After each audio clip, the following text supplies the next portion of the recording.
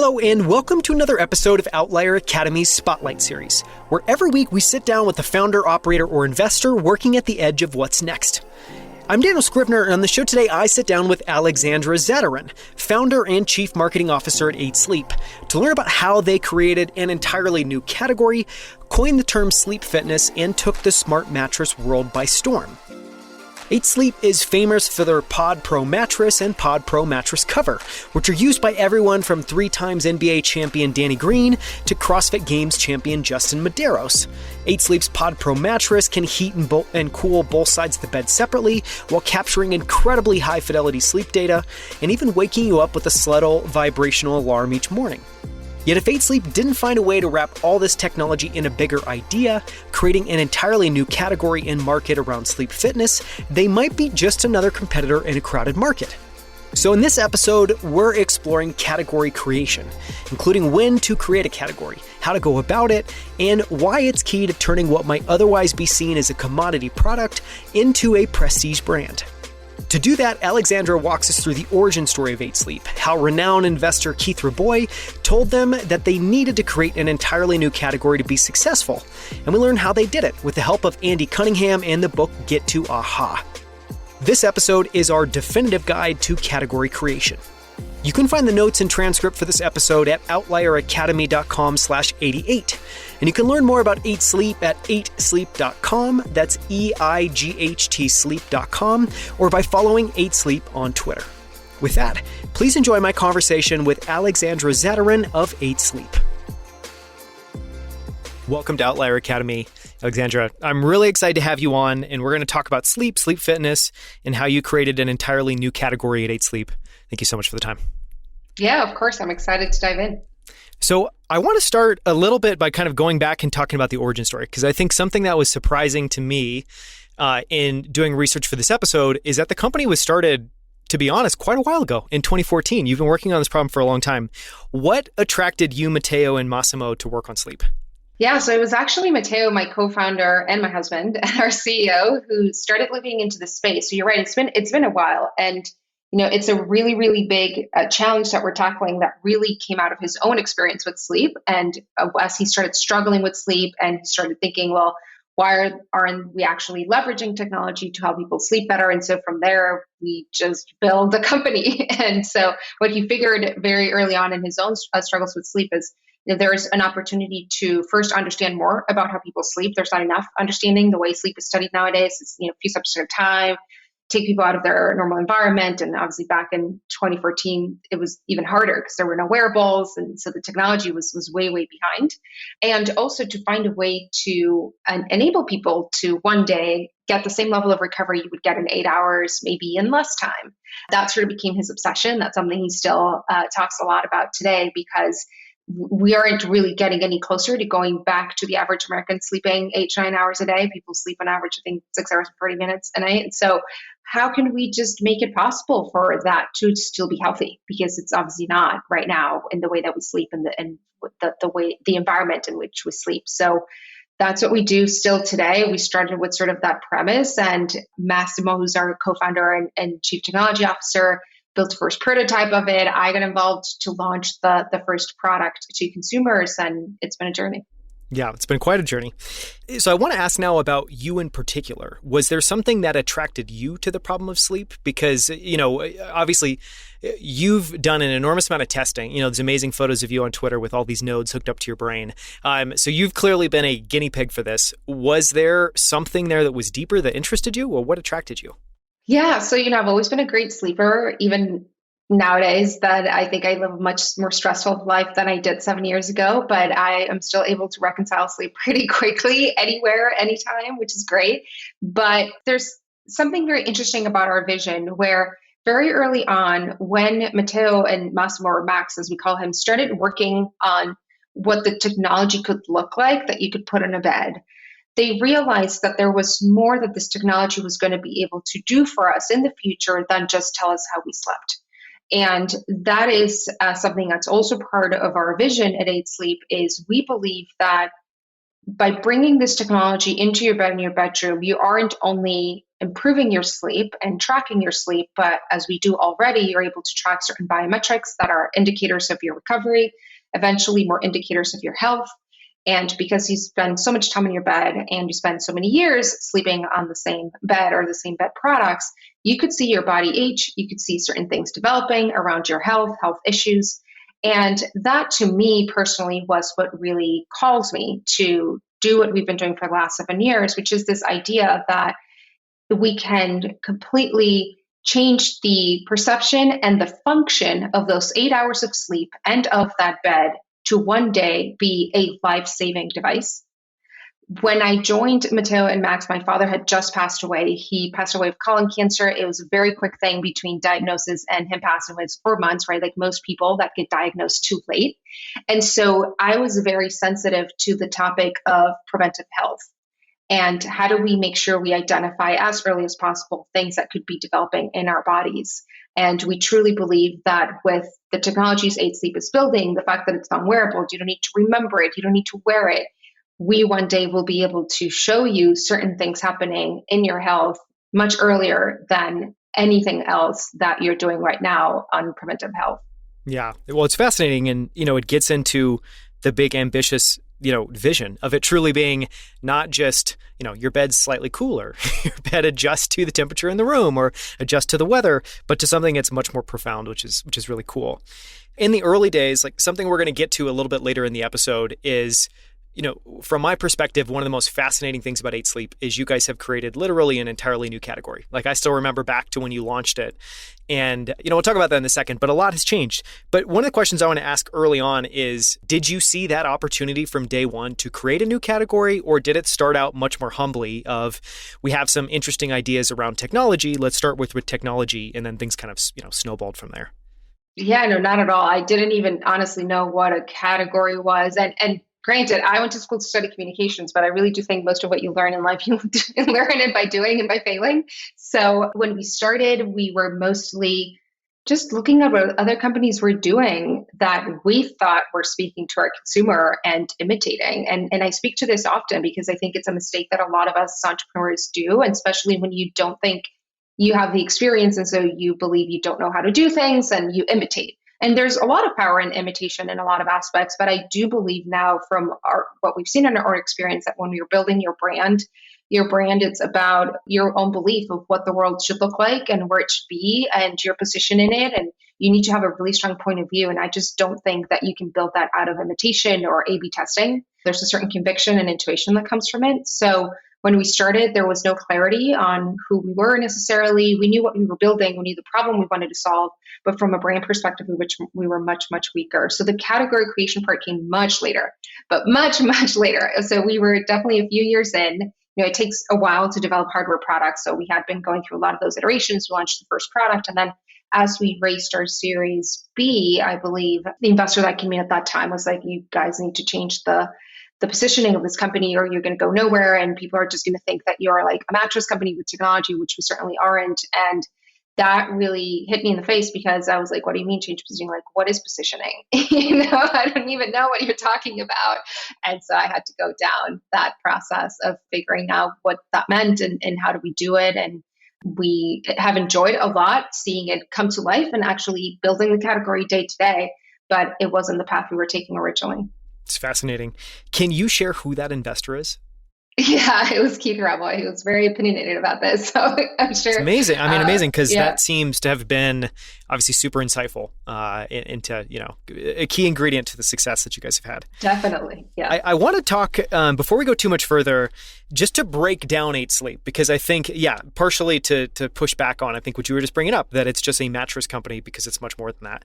Because there's also a lot of components. There's the pod, the mattress, the app, all of these things work together. Can you just kind of frame up for people the different elements of it and then what the day-to-day experience of using 8 Sleep is like? Yes, definitely. Well, 8 Sleep is a health and wellness company focused on sleep fitness. We use technology to help people sleep better. So what we do day in and day out is develop those technology products, whether they are hardware products, software, anything that's going to help you sleep better through that innovation. And because we use technology, we're able to build these products to be personalized to what you need. You were talking about our product, the pod, right, of the mattress and the cover. So That is our signature product. That's what people know us for the best. It's the pod. The pod is a technology that you can use on the surface of any mattress, or you can buy the mattress from us. And that technology allows us to track how you're sleeping, which is at the core of the technology doing its job. It needs to understand how you sleep and your habits. It also tracks other aspects of your recovery, your HRV, your heart rate at rest, your respiratory rate. And with that information, it doesn't just deliver that information to you and coach you and give you insights and everything, but it also uses that information in real time to create the perfect environment for sleep, starting with temperature regulation, which is the number one factor that affects people's ability to fall asleep and stay asleep. So that is sort of the core technology, really, really powered by a lot of intelligence that took many years to gather to be able to build algorithms that can do detection with non-wearables for two people in bed at the same time. Over time, we have layered other sorts of, let's call them services on top of that intelligence. So you have a mobile application that delivers those metrics, gives you the reports, gives you insights, has some layer of sleep tools. So do you need to unwind? Do you need to meditate? Do you need some relaxing sounds to help you fall asleep, right? So obviously the world of sleep is very personal. Different people need different products and solutions. And so that's what we're building at 8 Sleep. Everything's just innovation driven and personalized based on your own biometrics. Yeah, and I'm guessing from that description, you guys have much bigger ambitions than just the pod. It seems like the pod's maybe the tip of the iceberg. Definitely, it is. And the reason is because there's many more problems to solve. We're not inventing these problems, which is the fascinating thing is, yep, some people struggle with temperature. Most of us actually struggle with temperature issues. And so if we can control that, people can sleep better. We see that in the data. I think recently Matteo just tweeted something around sort of the effects of what we're seeing in temperature control and people's increase in their HRV, which means they're recovering better. So that is, it's been scientifically proven for a very long time. We just build a product that brings it into your home and through machine learning is actually adjusting to what you need. But you're right, there's many more things we can build and we're working on those already. And I sleep on some crazy contraptions already that are going to be coming soon to people's homes. So that's what makes our jobs exciting. That's exciting. Is there, in your mind, is there a kind of single most important aspect or piece of that technology? Because, just from what you just described, I guess my perspective would be it's likely the pod because, when I think about the landscape, I think of a lot of mattresses and yours looks very different. There's something that sits next to the mattress. But it could also be the algorithm. What would be the secret sauce or the most important aspect of technology you guys have? It's the intelligence. You're right. So it's definitely, that algorithm. We define it as the whole intelligence. We recently launched the newest version of what we call Sleep OS, right? Sleep has its own operating system. And what our intelligence or Sleep OS does is that it really builds a profile of every user. So we're not just running the same sleep algorithm on everyone. Everyone is different. As you sleep on the product understands what you need as a sleeper, and it is making recommendations and adjustments right now on temperature to help you sleep better. But as your environment changes, it learns. Like my pod is able to tell me as the temperature in my bedroom drops or increases, hey, your room is colder than usual, because it knows what the usual is. And so the intelligence is the most important piece of it. And over that intelligence, we can layer a lot of other solutions for other factors that may get in the way of a good night's sleep. Sure. It sounds like, one, that's the thing that holds it all together. And it's also where all the logic resides, which obviously makes a lot of sense. Even that example of, obviously, how useful is it to know the average temperature in your room so then you can benchmark and change and be able to adjust. I want to talk about a little bit about kind of the early days, because I guess my guess would be that algorithm has been a long time coming. You guys have been working on that for years and years and years. And, my experience with that sort of technology is, it takes a long time of compounding to get to a place that's really interesting. So in the early days, where were you focusing most of your efforts on R&D? Was it around temperature control? Kind of what was, I guess, the first area that you felt like was difficult to try and solve? It's probably, I would say it is the data, because you're right, it takes a long time to gather enough of it in order to train your algorithms. Then you need to compare them to what could be considered a gold standard, which in the case of in our space is like a PSG with what they would use for a sleep clinic. But then you also compare your heart rate metrics, which you need in order to infer sleep phases. So it's very complicated, and it's not the part of the company I oversee or I take care of. And I'm sure my co-founder Max can speak to it in much more detail, but it is really complex. And that is one of the moats of the company. We've been doing this, like you described at the beginning of our conversation, for a few years, because it takes years just to be able to build that intelligence.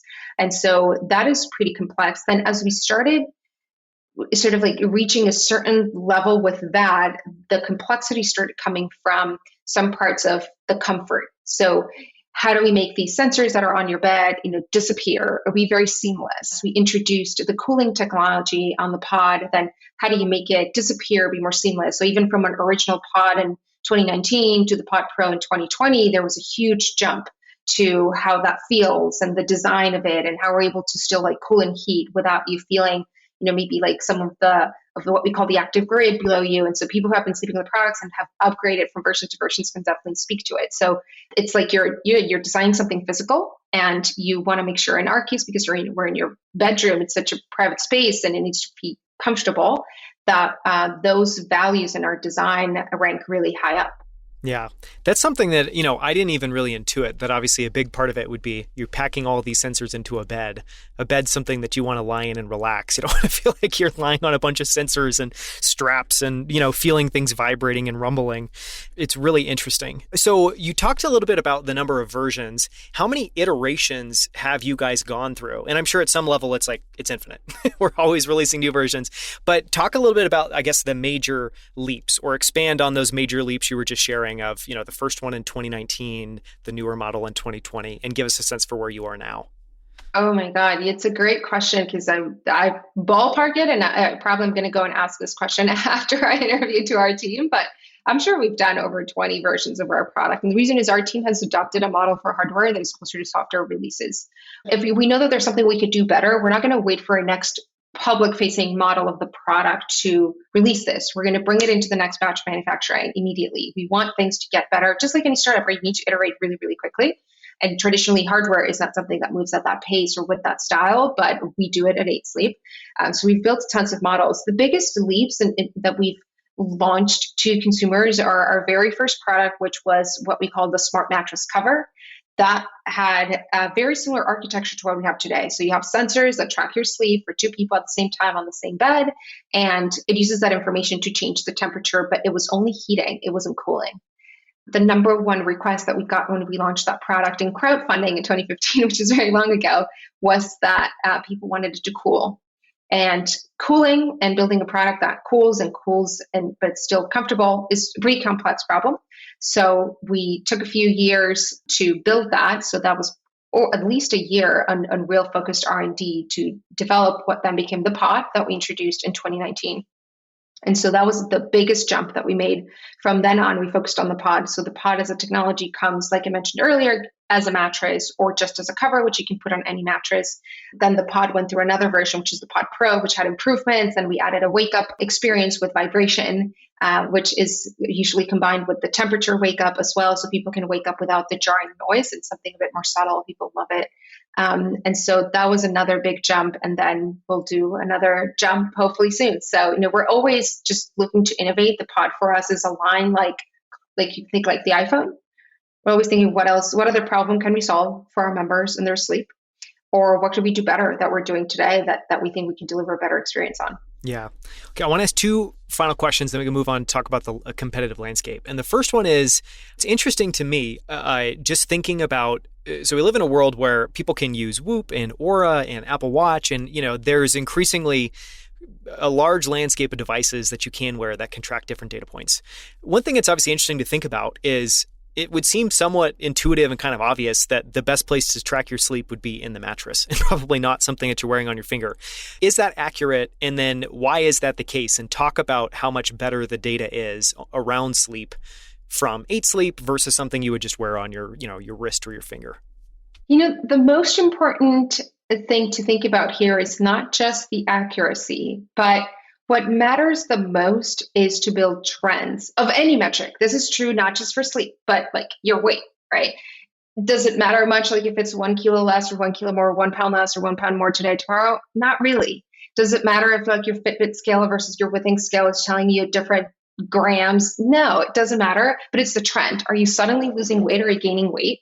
That can be indication of not just habit changes, but potentially like health problems. So that's the way we think about it at Sleep. So we want you to be able to capture data consistently. And that's why we believe you need to have something you don't wear, because as much as you can have long lasting batteries, there will be some nights where you're not going to wear those devices to bed. And so if you can have the sensors in the bed, because they're always plugged, they're always there, you're going to be able to build an amazing trend view of your sleeping metrics, your heart rate variability, your heart rate at rest, your respiratory rate. The power of that is tremendous. So we don't see the wearables as competitors. You know, they serve their own role. We love that people use them during the day. We as a team use them all the time. But at night, we do think like you'd want to rely on something that you don't have to wear and build that profile for yourself and to look back at it and be able to tell if something has changed recently. We've had some of our members detect like really interesting things out of that information because they have come to almost understand their bodies really deeply because they've been tracking it for a few years now with the same product consistently every single night. So that's where it gets really fascinating. Yeah. It seems like another way to think about that is you guys effectively make the data collection and temperature control and all the other amazing things basically invisible. Someone just gets into bed and it all happens, which is really cool because it feels like things obviously need to move in that direction over time. Yeah. And then accuracy is important. You know, I definitely say like accuracy is important. So don't get me wrong. Every single company that's tracking needs to be working on that constantly. But we see a lot of people get sort of stuck in like, well, this device is telling me like, 100 HRV and this other one's telling me 102. Which one's accurate? Look at the trend, right? That's where we need to educate the consumer, like what really matters and how do we truly understand the power of the data and use it for interpreting what's happening with our bodies. Last question would be around how do you frame up the pros and cons and help someone make a decision of whether just to use the mattress cover or use the full mattress? Because I would guess that the full mattress probably has all sorts of amazing technology in it that's not visible from the outside. So talk a little bit about some of the differences there between those two. Yeah, the full mattress system is thought as that. It's a system. So the cover and the mattress are designed to blend perfectly together. Comfort is an important part of people sleeping well, right? So it is not the only factor. Certainly you can buy the most comfortable bed in the world and you still have horrible sleep because it's not the only thing that matters, but it is important that you're comfortable. And so when we designed the cover to go with the mattress, we think about how do they come together? How do they blend? How do they feel together? You could grab the Pod Pro cover, put it on your mattress and feel like it's too firm or it's too soft, right? And so that's why we offer this solution that's just the system that we have rated to be a perfect medium firm that we know is going to be supportive. It's going to match perfectly with the topper that's integrated in the cover too. But a lot of people will just buy the cover and put it in the bed because maybe they love their bed or they bought it recently and we don't want to force you to have to make the big expense. Yeah, which is really important, even just from a values perspective of make it, you want to help people improve their sleep fitness and improve their health, make it as easy as possible for them to do it, whether it's a big decision or a small one. So I want to talk about just the competitive landscape a little bit because it's really unique. And I think what I mean by that is, when I kind of jump back to 2014, 2015, it felt like that time, Casper owned the world. Casper was the company everybody knew. There was this whole batch of direct-to-consumer mattress companies that were around. Now, flash forward, it feels like Casper's almost defunct. The direct-to-consumer mattress companies are still around, but I don't feel like I don't hear anyone talking about them. I don't really hear anyone using them. And then just in the sleep side, I think we've gone from sleep being something that wasn't really talked about, wasn't really optimized, to obviously a world now where that's incredibly common. And I think 8 Sleep is really obvious. How do you think about the competitive landscape and what has it been like to be at 8 Sleep during that shift? That's one of the things that when you build your own category, you may find yourself with few competitors initially, but eventually things will catch up. And if you're building a category, you want people to come into it. So it's actually something you care about. You want it for it to become a thing. And so then there are more companies that want to build in that space. So we're certainly excited to see that there is a shift. And that shift comes from not just that there's more businesses building in it, but there's more companies approaching it from different perspectives. So not everyone may be talking about sleep fitness, but certainly this idea that you can use data and you can use technology to help people sleep better. So that's really cool because you're right. Back in 2014, 2015, when we started, there wasn't really much of it. At the time, I remember when Matteo started looking into the space before we started the company, there was like Jawbone, it was Fitbit. They started doing sleep tracking with their wearables, but this seems like prehistoric times now. So it was very, very different. I do think companies like Casper did an amazing job at building interest in the sleep category. And that's what I really appreciate, especially as a marketer, to see that there was the power of the brand being put into a space that honestly was asleep until then. Like, it was very old school. It was very traditional. It was mainly going through third-party retailers, and no one was making it exciting to talk about sleep in a fun way. And he did a tremendous job at that. And I think that paved the way for brands like Eat Sleep, even though we have a very different perspective on sleep. For us, sleep is not just, relaxation and coziness and like sleep as much as you want, but it's really about performance. It's about innovation. It's about harnessing the power of sleep to achieve what you want to achieve during the day. So our positioning may be different, but we benefit from what they built in those early years. And now, as you mentioned, it's a bit of a shift. Like, I think people may not be so proudly speaking about adopting these sort of more affordable online mattresses that have nothing but comfort, because there's been more of that adoption of, I'm going to invest in my health. That is what has shifted too. And I think the generation that adopted some of these bed-in-a-box companies, we were in a different moment in our careers and our lives when we did so back in the day. But now maybe your income, has increased, you're starting to have kids, and you think differently. You want to prevent health issues, you want to invest in yourself. And that has become more of a priority for that generation. And I think that's why the consumer habits are shifting and benefiting companies like Gate Sleep and many others. Yeah. And you talked about, obviously, when you create a category that you want people to get into it. It's interesting, as I started kind of preparing for this interview, just reflecting on the fact also now that it feels like everyone's largely moved towards 8 Sleep. It's like the generic mattress companies are now advertising things like cooling sheets or a cooling mattress or a cooling pillow. You have, major players like Sleep Numbers, who I can't help but think is, very inspired by what you're doing at 8 Sleep. So I guess one question with that is, do you guys focus at all on competition? And if so, how do you talk about that internally? How do you think about that? Yeah, I mean, we obviously see what the world's building around sleep, right? We have to. That's our job, to stay aware of what people are building. But we have something very clear, which is, if we can use technology to help people sleep better, we win. So that's what we need to focus on. Just build the best products possible. And it takes time. So we're also very aware that there's no shortcut. A lot of the products you mentioned are shortcuts, and they don't work. Cooling sheets, they don't work. Like, they will be cooler, they will feel cooler, but we would never at 8 Sleep tell you that that's the only thing you should use if you want to feel cooler, because we know it doesn't work. It doesn't deliver what you're actually thinking when you think about sleeping in a cool space. And that's what we focus on, is like real results. When we look at the landscape, when we started working in 8 Sleep, one of the things that we noticed and we got frustrated with was exactly the fact that none of these companies makes it their mission to help people sleep better. They're selling you products. They don't care how well you sleep. For us, it's really personal. We will be there on Twitter answering to you, and we are, and we will always be, because we care about how you are sleeping.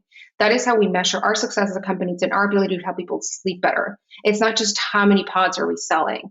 And that is what I think could differentiate us in the long run, because we're really obsessed by solving the problem. And hopefully the consumers and people who are out there making their purchasing decisions will notice that and will gravitate towards companies that are actually delivering on their promise. Yeah.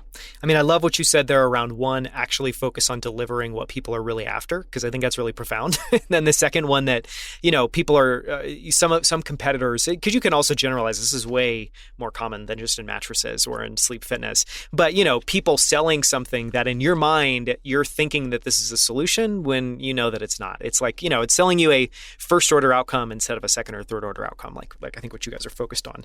I want to shift for a second and talk about creating a new category, because obviously, one, that data point around Keith obviously coming in and investing and saying, I think you guys really need to invest in a new category. But to me, it's also maybe one of the most interesting things of, when I go to 8sleep.com, one, I can tell you've invested an enormous amount in the brand, and what that means is in the photography, in the aesthetics, and the way that it shows up.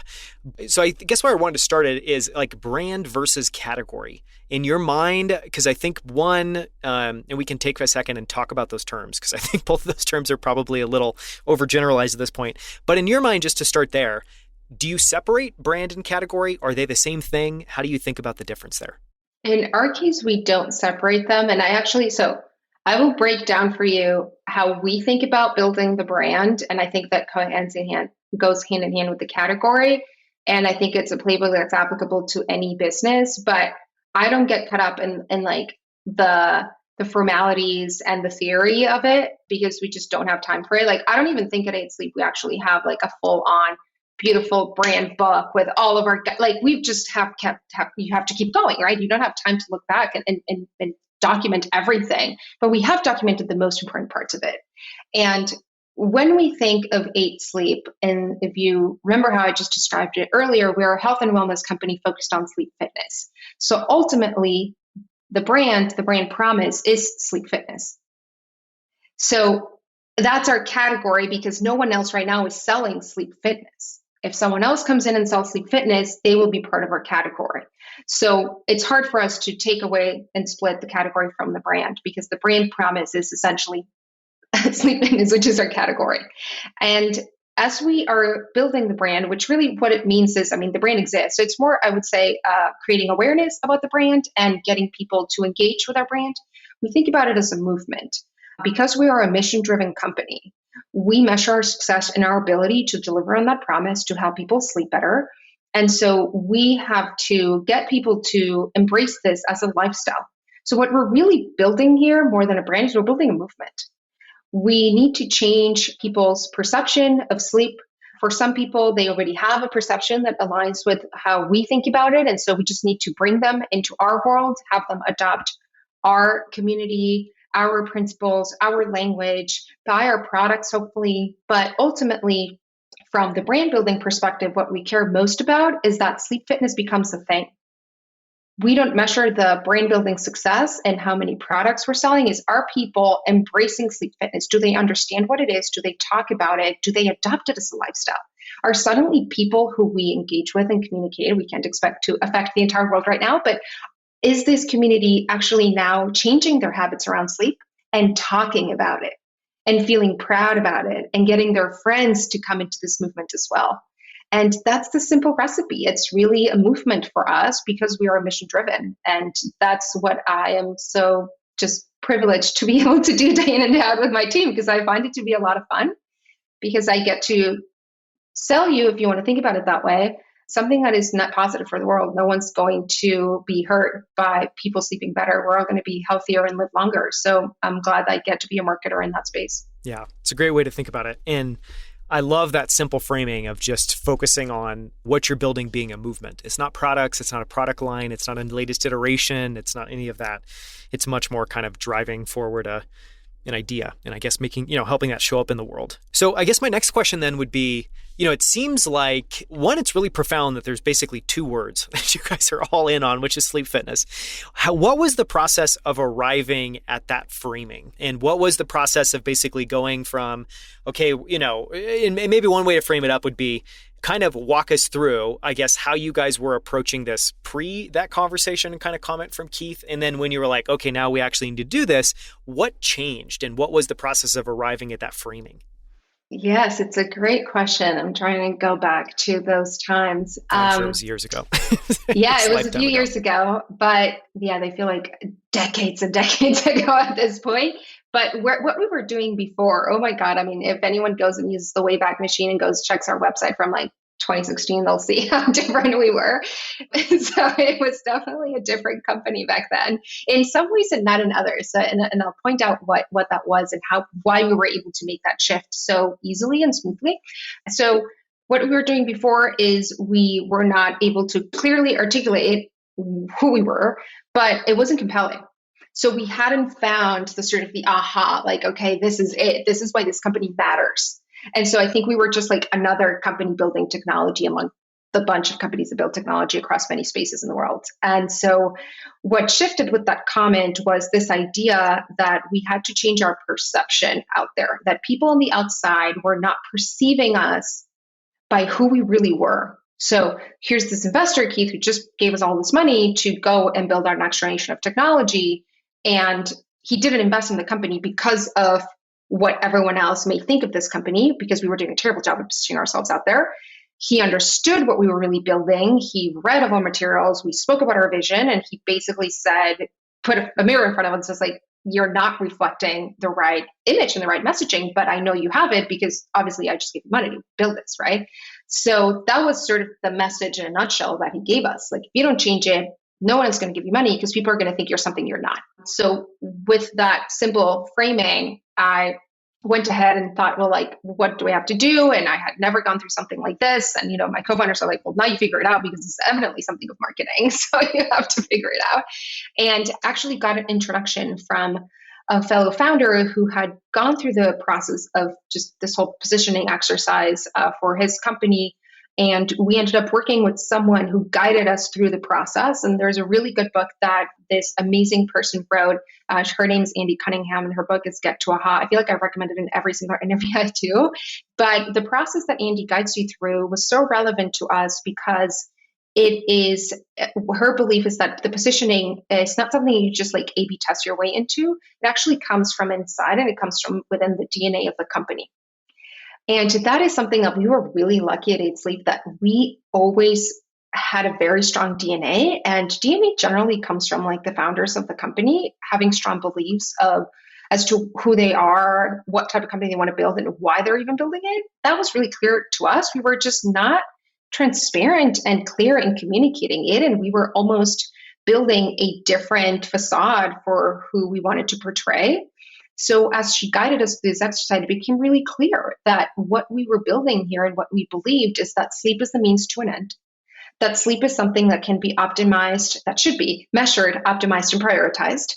And so we have all these beliefs that technology can improve sleep, that it's not an enemy for good sleep. And that puts us in a unique space because a lot of the brands you just mentioned earlier that make products in the sleep space, they don't necessarily see sleep in the same way. So they don't have to, right? That's the point of building brands. They can be different, but we do. And so how do we take that, harness that power, and build it into the brand, both from how we speak, how we say, how we define ourselves, how we look, to really show our DNA and finally match who we are. And it was very liberating as a process because it's like therapy, but for a company.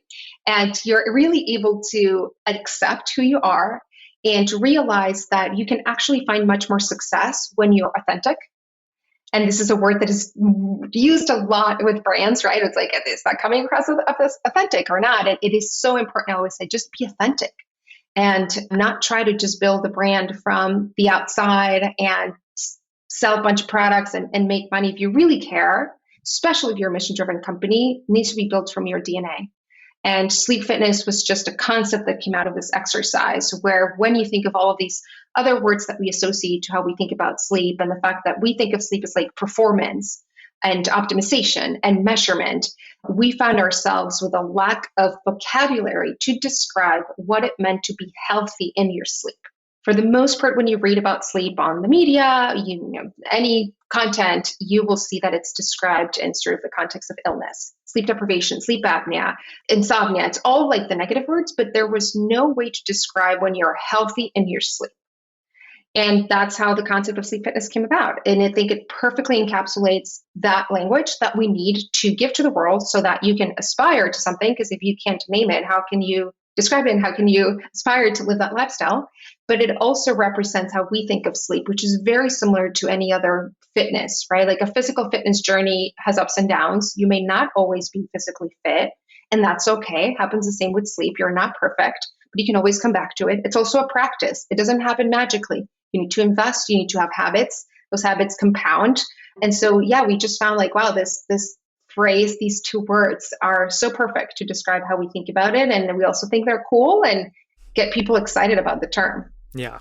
You did a great job articulating that. I feel like you crossed off about 10 questions I was going to ask after that. So that was a wonderful job. And I have not heard of Get to Aha, so I will definitely link to it in the show notes. And I know I'm going to go buy that and read that. So I guess my next question would be, if that's the, that's the transformation you went through in terms of you have a bunch of ahas, you have this sudden realization, then coming out the other side, I guess my experience has partly been once you know what your brand is, it's kind of like walking a tightrope because you need to make sure that you're always threading that needle. And it's always, yeah, I know sometimes you can think about it as a pH balance. You can think about it as, are you drifting away? So I guess talk a bit about then as you get into execution, how does that show up? Like internally, I guess one way that I think about it is on previous design teams I've been a part of, one of the shorthand is like, this doesn't feel like us. And so there's this whole idea of what feels like us. Do you guys have that? And how does that show up internally? Yeah, well, like I mentioned earlier, we do not have the perfectly printed on my desk brand book. You don't need one. So we don't need one, but that's sort of my role here. And obviously your job as founder is to try to get other people in the company to be able to do that too, and to get a sense and really be able to tell what's in and what's not within the brand.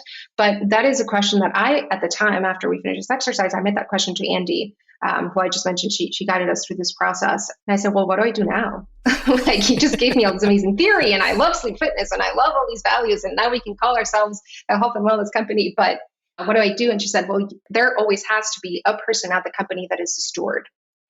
And you can't get away from that. And that person doesn't forever need to be the same person, but there has to be a person who is looking at everything that the brand is putting out there and paying attention closely and analyzing and thinking, does this reflect that positioning and who we are and how we want to be perceived?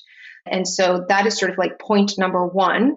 And like I mentioned, now my job is, as we scale the team, to get more people to think that way, to bring the right people in who, that's something I definitely filter for when we're hiring for anyone that does brand design or works in our brand marketing team, is that I tell them, it's like, you're not going to come in and change who we are, because there is a tendency, especially from designers, sometimes they think they're going to get the job and then they're going to change something. I'm like, this is who we are.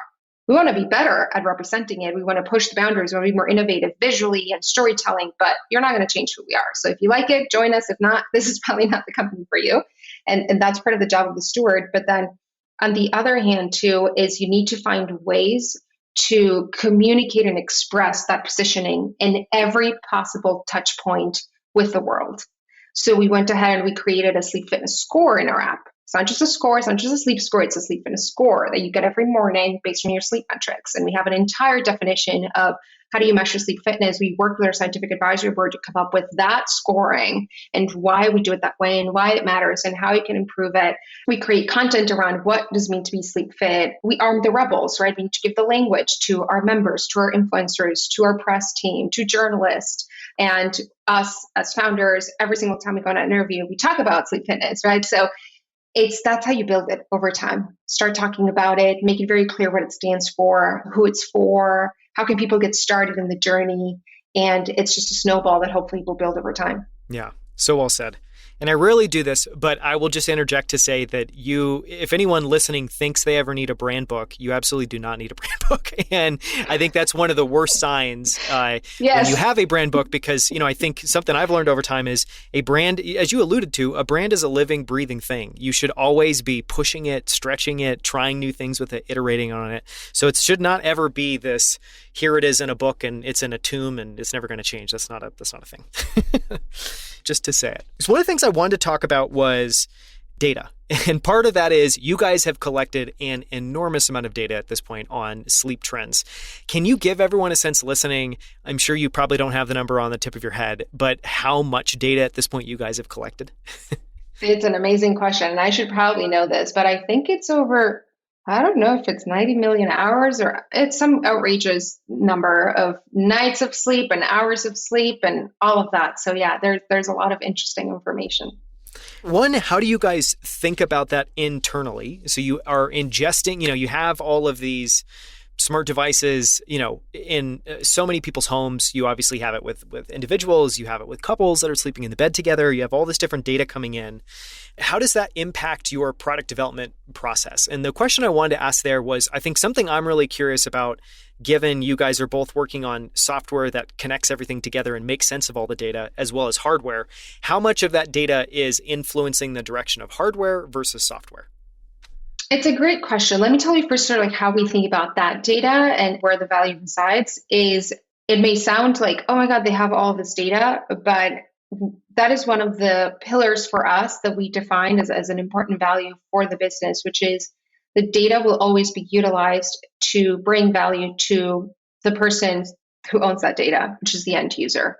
We don't have a business model that monetizes with third parties with that data. We don't need it, right? And so it's not something that we will ever pursue. And it's very important, right? Because maybe you want to build a business that way, and that's totally fine. But the transparency and being able to articulate, like, this is where we make our revenue, but this is not where we're looking to make our revenue, is really important. And so that data, as it grows, that pool of data, the value of it growing goes back to each user, because the more we understand sleep across more people, the better and more refined the algorithms get to understand you at an individual level. So there's power in that. And that goes back to each individual user. And I'm sure anyone who has slept in our products since 2016, when we shipped our first product, could tell the difference of how much better the product has gotten, how much smarter. We're about to release a bunch of other new insights that come from correlation of a lot of data points, right? So the smartness is we're only able to build it because we have more people sleeping on these products. And so that's where the value comes in. And how we use it to build new products, we actually rely much more to build new products on more traditional product marketing research with our user base. Because the reality is that you can infer so many things out of data, but you don't really know until you talk to people. So I've spent a lot of time over the years conducting surveys and focus groups. We actually run a small group of a selected set of our users that have opted in to be part of this sort of beta, and they get access to early products, and they answer tons of different research for products, and they put in product requests. But even publicly on Twitter, people post to request for features all the time. There was, I think, another one this morning asking for a different mode for when they're managing multiple pods. So it's very community driven. And then with the data, what we do look at is, are we helping people sleep better? Because we can ask you qualitatively how you feel. Is the pod helping you sleep better? But the ability to look at those trends and say, we're actually helping people get a higher HRV or reduce their heart rate at rest, right? Or indicators of better recovery. That is the validation part. And that's where the data becomes really valuable to make sure we're delivering on that promise. Yeah. And I love that answer of, obviously, with a physical product, just spending a lot more time with customers, because I think it's really important to talk about that. And that's not something that often gets covered, because yes, in your guys' example, there's a lot of quote unquote data that may sound super sophisticated and intelligent, but at the end of the day, a lot of what you learn that's novel and surprising is just in customer conversations. And so I wanted to ask on that note, because you gave a bunch of interesting examples there, just to drive that point home, can you think of an example where a conversation or something that a customer brought up triggered an aha and, influenced the direction of a product or feature? Yeah, there's probably two that come to mind. The first is back in 2015, when we launched the first product on crowdfunding. There was probably a handful of prototypes that existed at that point. We went to Indiegogo and we launched this product, and we didn't know if anyone in the world would want it. And suddenly we sold over 8,000 units, and we made over $1 million in pre-orders. And we're like, oh my God, now we have to build all these products, and people actually want it. But what we did during that crowdfunding campaign is we opened up a forum where we asked our backers that had put some money in to get their pre-order to tell us what else they wanted us to build for them. And the number one request was to cool their bed. And we knew temperature was important. That's why we had built the smart mattress cover that could warm up one side of the bed, but not the other. But we just thought, we'll just move the temperature up and the other person can stay off, right? But we hadn't realized how valuable the cooling aspect was until we heard it from those backers. And they also requested, the second most requested feature was a vibrating alarm. And we're like, what is a vibrating alarm? It's not something we had really thought of. And now our products do both. So it was just a matter of time until we built it and we brought it into the next generation of the products. But that came from just opening it up to our customers and saying, what would you want? What problems can we solve for you? And just truly listening. Correct. Listening and saying, hey, they actually care. They're not just asking for it because it's a crazy thing. You need to also trust the intuition of the customer when they're really so fervently asking for something. The other one that was really fascinating to me personally, again, as a marketer, is I remember a few years ago doing a round of calls with customers who had just purchased, and I was trying to understand what really sort of pushed them over the edge and got them to commit to their purchase. And one of the things that I kept hearing, this was right after we had done the repositioning of the brand, I kept hearing people say, well, I was looking for a mattress and I started getting targeted with your ads on Facebook. right? Facebook does an amazing job at saying, well, people are looking for this, so let me show them ads of other products. And, it makes shopping easier for all of us. So there's some value in that. And people would say, well, I saw your ads and I saw that your product has technology, and I'm a person who likes technology and I use it for other aspects of my life. And so I thought this product is for me.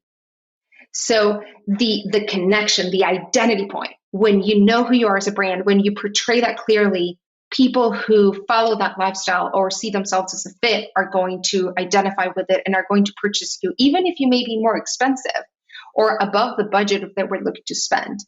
And so that was a big aha to me that comes from, like you said, talking to people.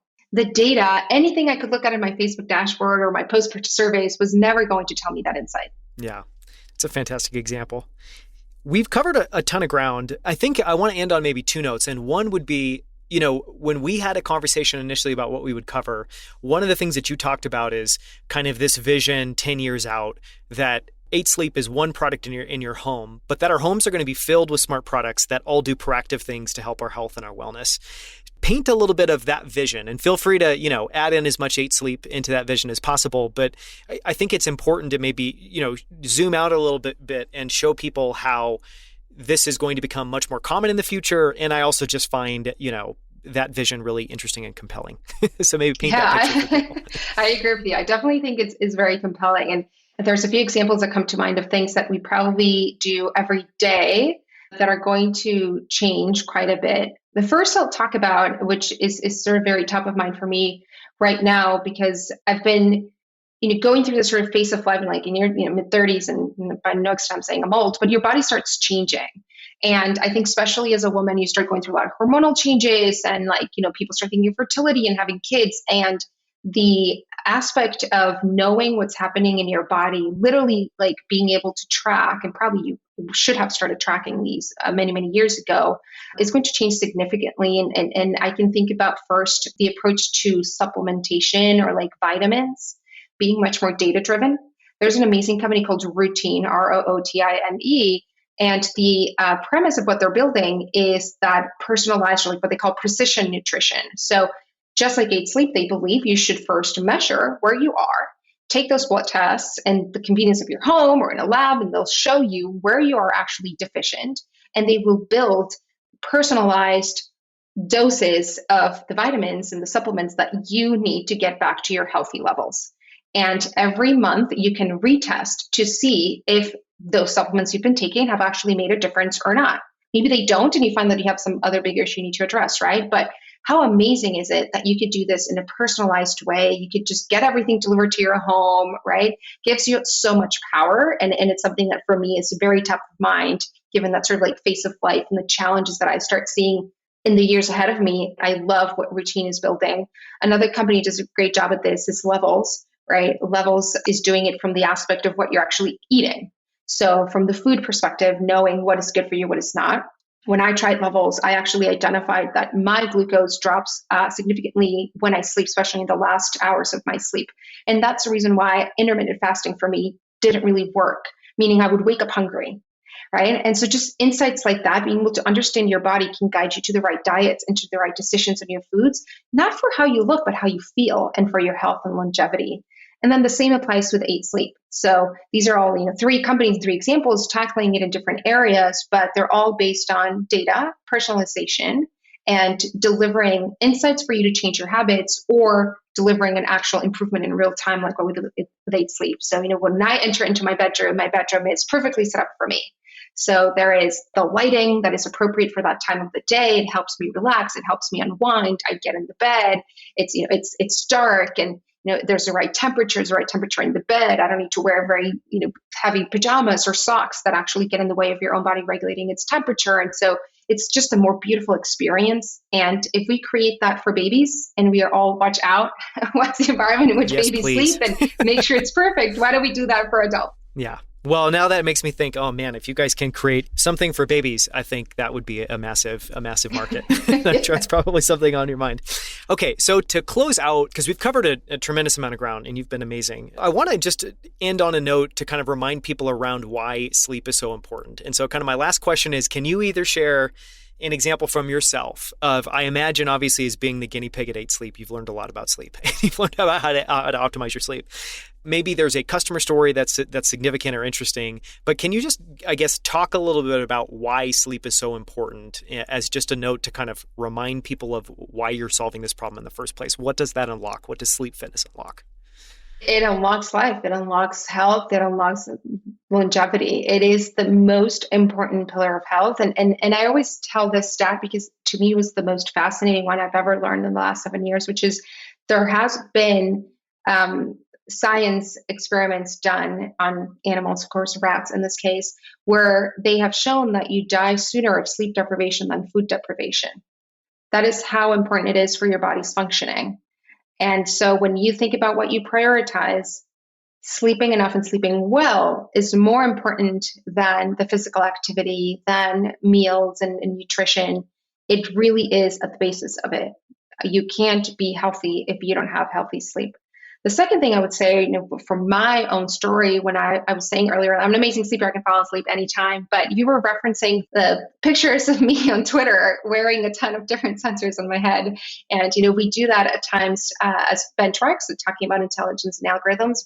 That's very similar to what you would use in sleep clinic at PSG. And I volunteered to provide data as a female. So we got more diverse data sets and sleep on the pod and sleep with all those sensors in my head. And what we found by comparing data sets is that I have a mild case of sleep apnea. And so, I'm in my early 30s, I'm still young, but knowledge when it comes to sleep early on can be very powerful. Because sleep apnea is a degenerative disease. It's not something that you should take lightly. It can become worse over time. It impacts your ability for your brain to get the right level of oxygen as you're sleeping. Your sleep can deteriorate. So I could sleep a lot, but you're not getting good quality sleep. So the power of what we're building at 8 Sleep also tackles that of, can we put that information in your hands as soon as possible so that you can take the right steps to address it? Yeah, those are great examples. So for anyone that's interested, you can go to 8sleep.com to learn more. You can also follow 8Sleep on Twitter. Also, Matteo and Alexandra are amazing on Twitter. I don't know Matteo's handle. I'm sure you probably do. I think it is M_Franceschetti, which is his name. But if you go to 8Sleep, you'll probably see tweets and retweets from both our accounts. And so you'll find us easily. Yeah. And if you want to follow Alexandra, you can do that at A_Zatarain on Twitter. Thank you so much for the time. This has been so much fun. Yes, of course. Thanks for the invite. Thank you so much for listening. You can find links to everything we discussed, as well as the notes and transcript for this episode at outlieracademy.com/88. At outlieracademy.com, you can also find more incredible interviews with the founders of Superhuman, Levels, Rally, Common Stock, and Primal Kitchen, as well as interviews with some of the world's best-selling authors and many of the world's smartest investors. You can now also find us on YouTube at youtube.com/outlieracademy. On our channel, you'll find all of our full-length interviews as well as our favorite short clips from every episode, including this one. And you can also follow us on Twitter, Instagram, and LinkedIn under the handle Outlier Academy. From our entire team, we hope you enjoyed the show, and we hope to see you right here next week on Outlier Academy.